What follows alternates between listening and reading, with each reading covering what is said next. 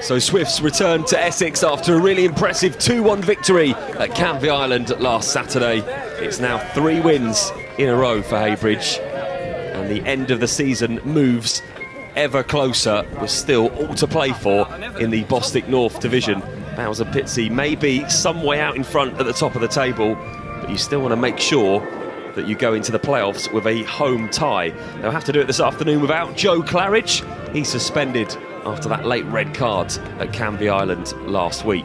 As for Great Wakering Rovers, they'll be looking for a repeat of when the two sides met earlier in the season, and it finished 3-2 to today's visitors.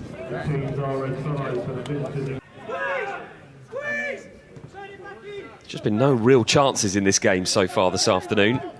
Two sides really competing. No clear-cut opportunities. It's the visitors who have the ball. It's with Gordon on his left foot, goes all the way into the box. Surely an opportunity now for Great Wakering, and somehow it's scrambled away by the Swifts defenders. It was a good cross from Gordon. It fell to the feet of Barnwell, just couldn't get it out of his feet there. And Heybridge, it's a bit of a let-off.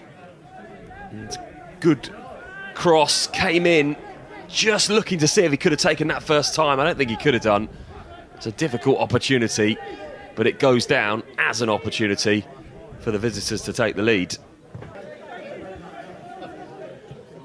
Krasnicki, neat control as usual, just has a little Cruyff turn and plays the ball back, goes into the middle. It's cleared away. Chatting will put the ball back in towards Price, and the linesman's flag has gone up. Referee blows the whistle. It looked tight. It really did, but it won't count. Will we get a good enough angle from this side? Price just making his way out. Chatting heads the ball in. It was very, very close. Can't quite see from that angle, but it won't count nonetheless. Adlin's in par with the ball. Looks for Miller, who's going to have to just stretch his legs to get this one. Takes the ball down, takes a delightful touch into Chatting. Chatting plays the ball across. It comes back to Chatting, left-footed, off the top of the crossbar, and it goes out. Almost the first goal of the afternoon. Miller will pick the ball up on the far side now. Really patient build-up from Heybridge. That's a lovely touch from Krasnicki. In comes the cross once more. It comes to Chatting. Should have been 1-0. 2 opportunities within the space of 60 seconds for Harrison Chatting. The first was the more difficult, onto his left foot, and it just came off the top of the crossbar.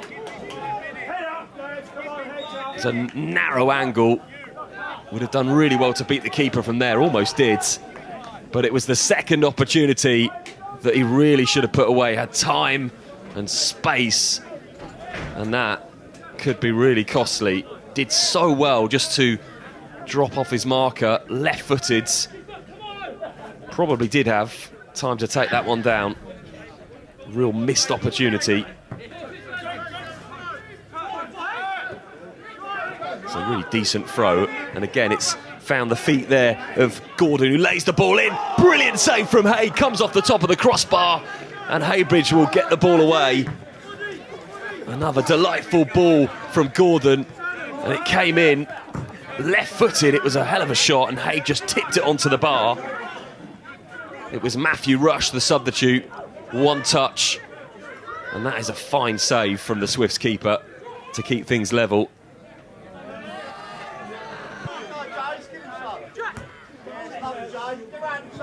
Again, Heybridge come forward. It's Krasnicki who just tries to dink the ball between 2 defenders. Does a pretty good job of it.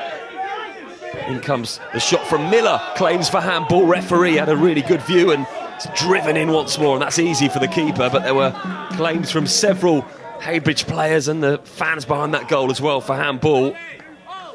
And just have another look at it. And it did come off the hand. It's really harsh to give that, but we all saw the VAR and the Manchester United penalty last week.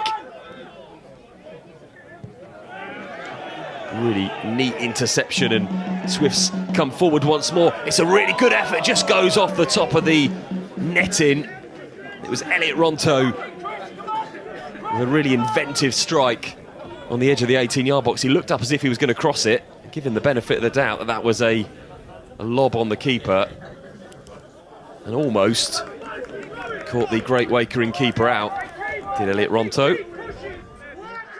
So Julian, a difficult afternoon and ultimately a disappointing afternoon. Yeah, it was a poor performance from our boys. To be honest, that's all I can say. We didn't have no end product. Too many mistakes. People not working hard enough. Listen, we've had a chat in the dressing room, and they all agree. So we just have to put it behind us, and we have to go for the next game. It's happened a few times against the teams that you really would expect to beat. Is it down to a bit of complacency? No, I don't. To be honest, I don't think it is. Obviously, great Wakering come here to make it difficult for us.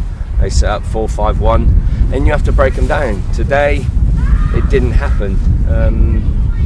As I say, it's just one of them days that you just have to go right. Yep. The good thing about it is we didn't lose. That's the positive point. I said to my players, most of them didn't perform good enough, didn't work hard enough. I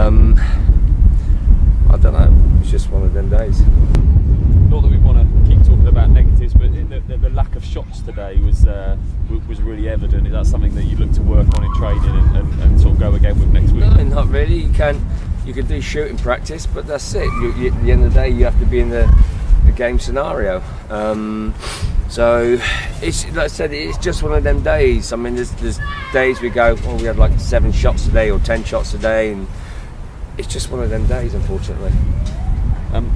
We've talked about this before. You don't look at the league table and other teams, but because of the rules this season with the playoffs, do you start to look at the teams in the other Bostik leagues? Because no. we obviously need to outplay them as well.